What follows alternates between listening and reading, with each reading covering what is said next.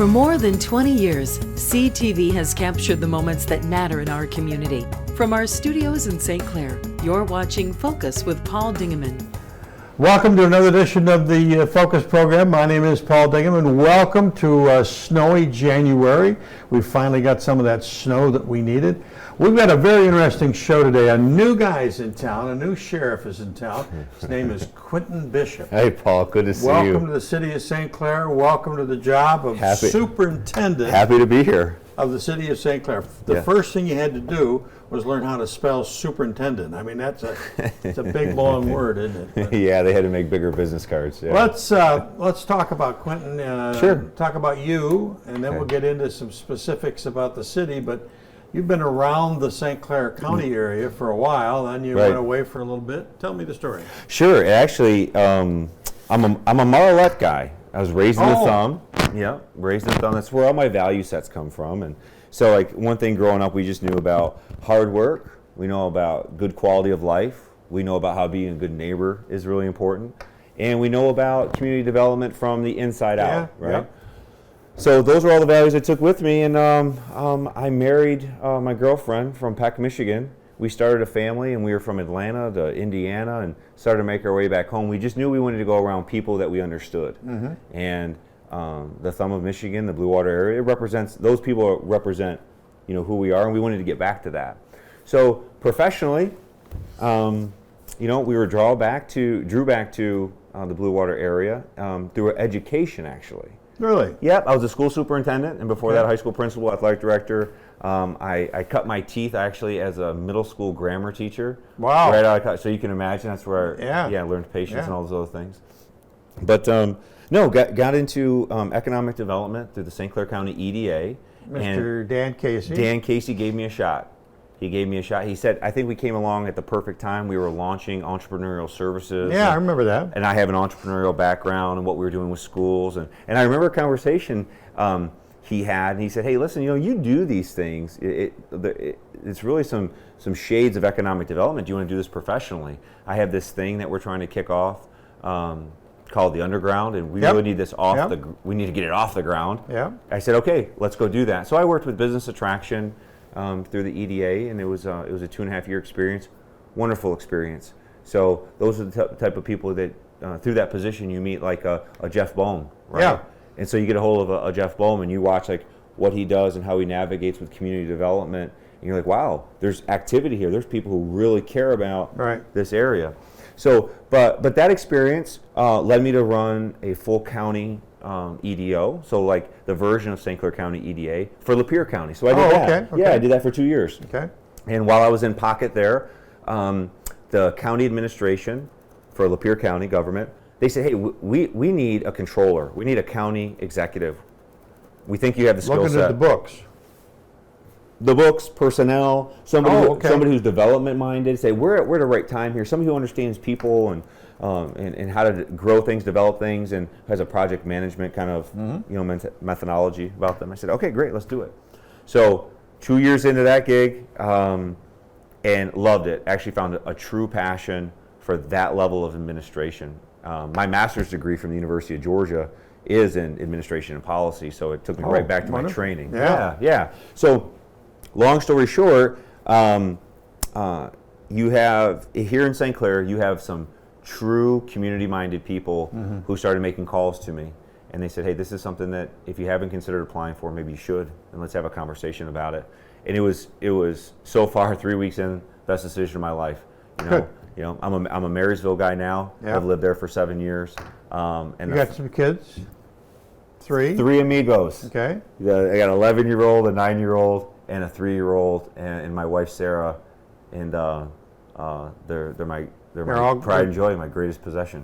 You're going to Marysville schools at this point. We are, yeah. And I know you're involved in it every once in a while. You get over there and see baseball games and see them, coach them. Just get right involved. I mean, you got to put the pads on. You got to grind it. Listen, we got an opportunity right now to influence. Young men and having sons, that's really important for me. Yeah. So coaching football, coaching basketball, getting involved in the schools, the PTO, you do it. You do it because that's what you do for your kids. So that's what we do. All right, so you've had some outside experience. Yep. You've wanted to come back to the thumb of Michigan. Always. We've accomplished that. Yep. Now you're wearing the hat of superintendent. Your second term of wearing a hat for superintendent. Right, right. One in education, now one in the city government.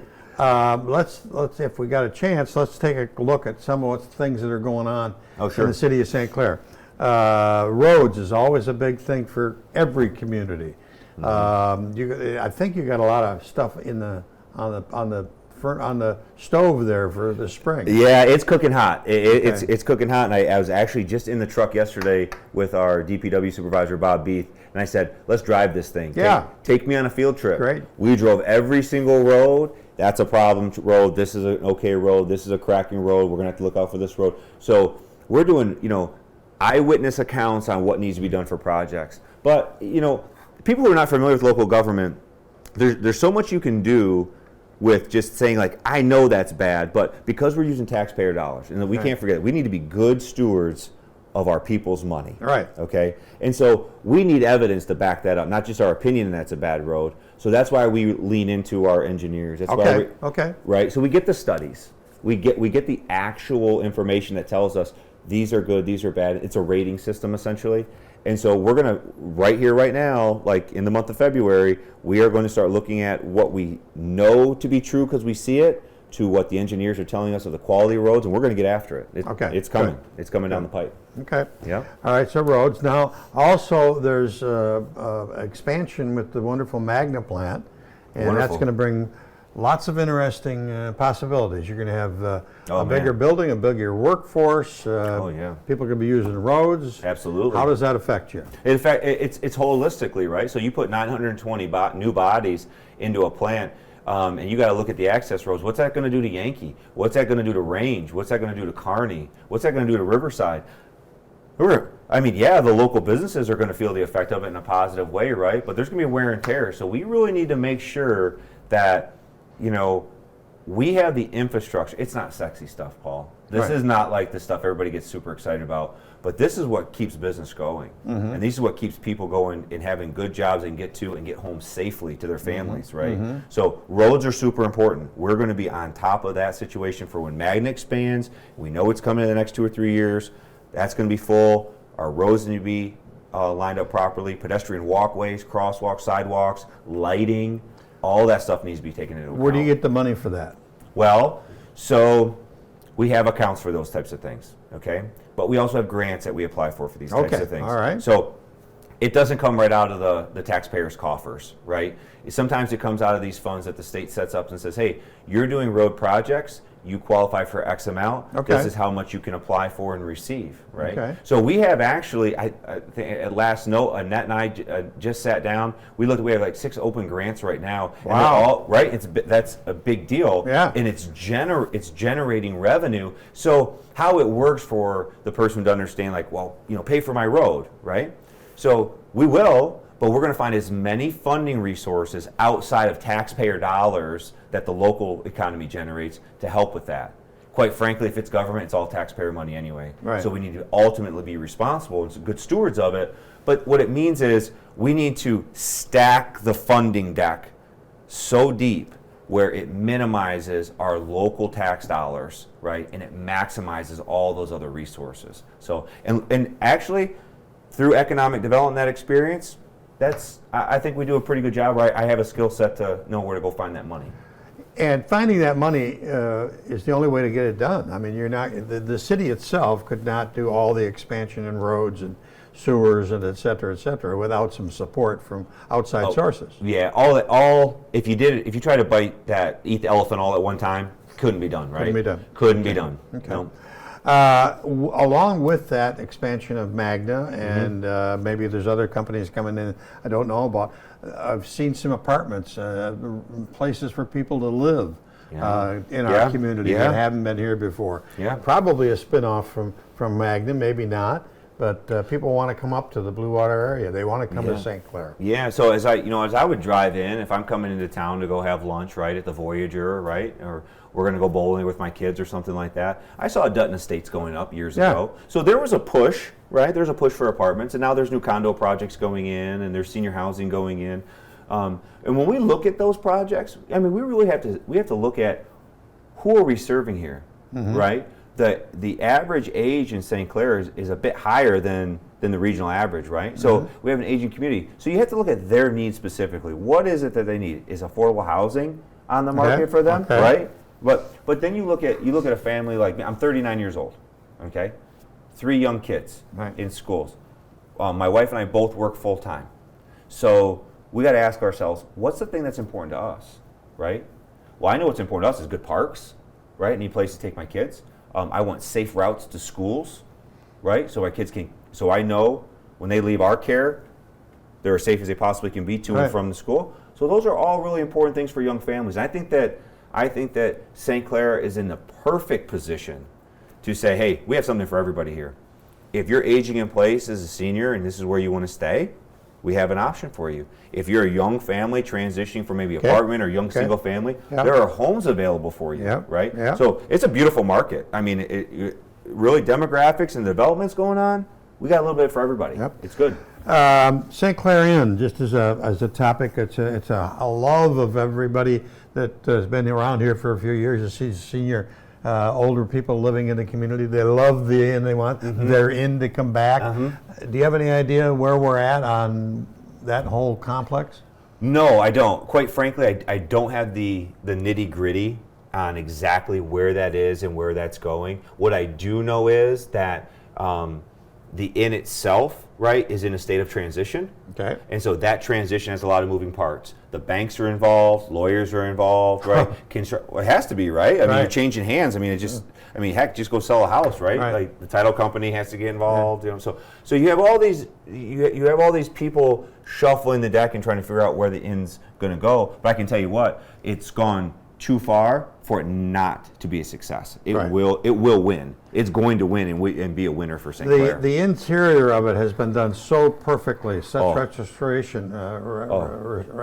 Oh yeah. They did a beautiful job. So now we need just that next piece, a serious, concerned owner that will take over it and take it off. I think that's the key words: serious, concerned, and owner. I think that those are 3 key, right? I think you got to have all 3 to make that go. Okay. All right. We got condos. We got the sewer plant. I heard some discussion the other night about bonds for sewer plant and et cetera, the water treatment plant. Water treatment plant. Water treatment plant. Yeah. So water treatment plant. It's all water to me. Yeah. It depends on what you're drinking, I guess. Right. So no, but the water treatment plant, it's up for a basically, you know, we're penciling out, so it could be a $12 million expansion. $12 million. Wow. So, and you ask, like, well, how do you pay for that? Taxpayers are going to say, you're going to hit me up for that. No, actually. So that is built out. We have a grant system that we've applied for. We're right now going through an EPA grant, right? That's worth almost $1 million that we're going through the steps. We've already been awarded it, right? And we're dealing with the engineers right now, and we're doing the design, and it's multifaceted, and some would say, well, you know, well, why? Why do we need it now? If you've ever taken a tour of the water plant, I have recently, right? It's on Adams Street, where the big water tower is. Where the big water tower is, and the exterior holding tank is there, right? Tom Fountain is the supervisor over there, does a fantastic job, and he'll show you exactly what it is. For a building that has not been upgraded as long as it's been around, right? It's working phenomenally mechanically sound. It is a great building, right? However, 6 new developments come in. Okay, take Magna out of the picture for a second. Just those 6 new developments coming in, right? You start looking at capacity issues. Do we have enough of a facility to basically bring treated water back into the community for all these additional people, right? So it's something of concern. So that's why we take a look at it. We got the design for it, and then we have funding sources who are going to allow us to do this. So phenomenal work by the engineering company. Tom Fountain has been incredible navigating day to day with the engineers, what's needed, what's not needed. Everything from where do the tanks go, right on down to like the nuts and bolts inside the filters. Good. Right? So I feel very confident that we have the right people in the place to make that project go, which is phenomenal. Speaking, and I want to call it sewer, but speaking of water, I understand there's going to be a water tower up in the Magna area. Or is that a county project? No, not a county project. So it's part of the Magna project. And so what we got to do is we really got to set. Let's call them Project 1 and Project 2. Right? Okay. Okay. Let's do it that way. So Project 1 is really just let's treat let's get the water treatment plant squared away for the residents, businesses, and existing needs we have. Don't think Magna, just the existing. And it calls for that water treatment plant to be expanded. Okay. So that's all Project 1. Okay. 1. Project 2 is once Magna expands to its full capacity, which is 1 million square feet, they're in phase 1 of a 3-phase project. So if you drive up range, you're going to see the steel going up, okay? Right. And that's going to be this beautiful e-coating phase of the project where they're actually be e-coating on the materials that they're making in phase 1. The third phase, which is the last of the 1 million square feet, is going to be more like warehousing, distribution, things like that, okay? But as they increase their need for their capacity, they need water as well. So how do they get water? And it's not all for them. Because of where it's located, it's actually going to service the north end. Of the city. The tower, yeah, and maybe even into the township quite a bit, right? Okay. So when you think about it, you say, wow, we're bringing... they're paying for it for the majority of it, and through grant dollars and through other things. Not the whole nut. For the new water tower. Not the whole nut. Okay. Right, but it's part of the project, right? And so they're paying for their development, right? Okay. And we have mechanisms in place that are going to help pay for everything else, right? All right. But as it's being built right now, right? We have funding mechanisms in place already for these things. So. All going in the good direction. Okay. Right? Okay. All going in the good direction there. Okay. Yep. Sidewalks we're going to talk about? Sure. Sure. I just left the meeting. That's why I was 10 minutes late to come see you. So we need to look at sidewalks too and look at pedestrian thoroughfares coming into downtown. I mean, you can talk about $1 million water towers, but I'm a resident and I want to know what's happening with my sidewalk in front of my house. Yeah, in front of your house, right? So I have a 3-year-old, right? And he's starting to get out of the tricycle and into his training wheels, right? Right. So I want to know my sidewalk is not going to throw my kid for a loop and scrape his face up. Right. So we're looking at sidewalks with families in mind, and we're also looking at it for the commercial developments of, does your sidewalk bring you into downtown, and are you walking into downtown? We got to make sure our sidewalks are up to snuff, right? We have a new theater coming in town. We have boat races coming in town. We have a jazz festival coming to town. We have the art fair coming into town. There is a expectation, I would say, for St. Clair to be a summer destination. Mm-hmm. People are checking on St. Clair in their event schedule to make sure they come and visit. Now people show up. Residents are here all the time, and they need safe, right, efficient sidewalks. But then you have all these extra people who come into town, right?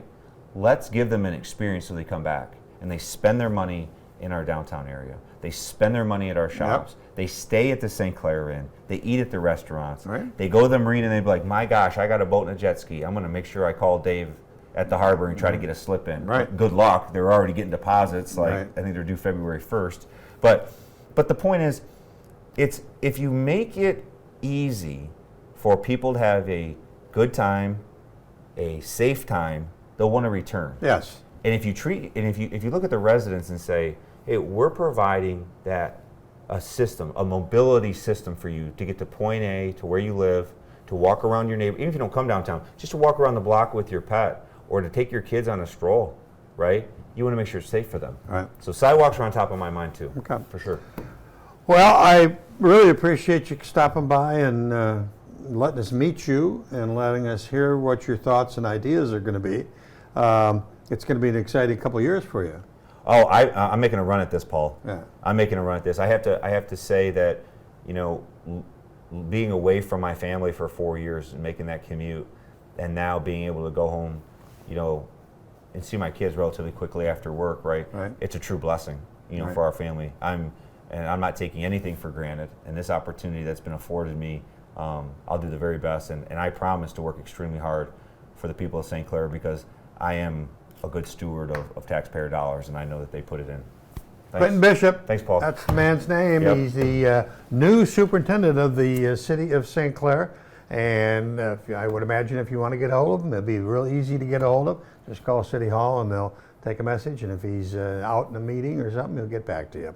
That's about it for this edition of the Focus program. Thanks very much for tuning in. Until next time, I'm Paul Dingeman. See you soon. Thanks for watching Focus with Paul Dingeman. Focus is produced at the CTV Community Television Studios in St. Clair. For over 20 years, CTV has captured the moments that matter to our community.